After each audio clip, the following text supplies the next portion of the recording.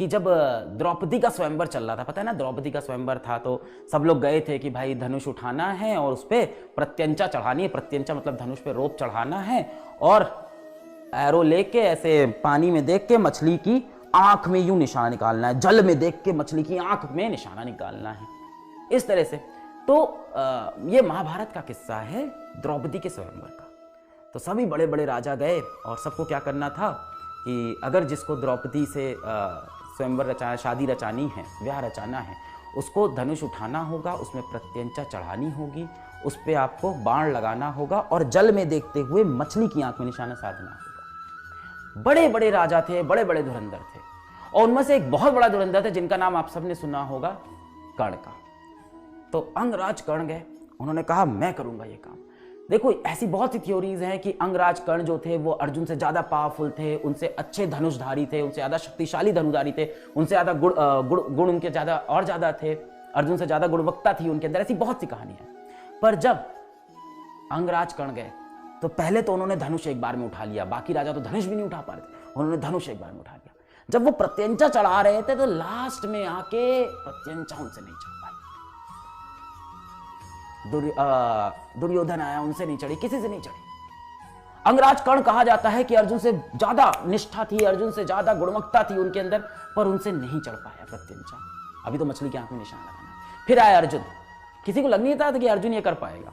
फिर अर्जुन आए, अर्जुन ने ऐसे धनुष उठाया, उसमें यूं प्रत्यंचा चढ़ाई, बाण लगाया, पानी में देखा और मछली की आंख पे निशाना। क्यों? क्योंकि कहा जाता है कि अर्जुन अपने लक्ष्य के लिए एकदम पक्के थे, एकदम सटीक थे। जिस पल में अर्जुन मछली की आंख में निशाना लगा रहे थे, उस पल में अर्जुन ये नहीं सोच रहे थे, बिल्कुल नहीं सोच रहे थे। जिस पल में अर्जुन मछली की आंख में निशाना लगा रहे थे, उस पल में वो बिल्कुल भी नहीं सोच रहे थे कि ये करने के बाद मेरा द्रौपदी से ब्याह होगा। उनके मन में बिल्कुल नहीं चल रहा था कि मुझे इस सम्राट से व्यापार मिलेगा, प्यार मिलेगा, पैसा मिलेगा, या मैं जाके राज सिंहासन पे बैठूंगा। ये सारा ख्याल उनके मन में नहीं था। उनके मन में सिर्फ एक ख्याल था, क्या?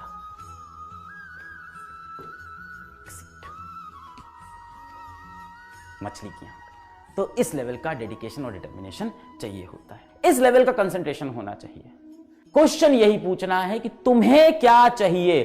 तुम्हें चाहिए एक सीट, तुम्हें चाहिए एक सीट। लगभग 40,000 सीट हैं सरकारी, देख ले तो लगभग, ठीक है, थोड़ी ऊपर नीचे होंगी। 40,000 सरकारी सीट है। कितनी सीट है? 40,000। तो नीट में कितने लोग देते हैं? नीट का सर 20 लाख 22 लाख। नीट में सीट कितनी है? 40,000 40,000 40,000 40,000। मैं कहता हूं नहीं है।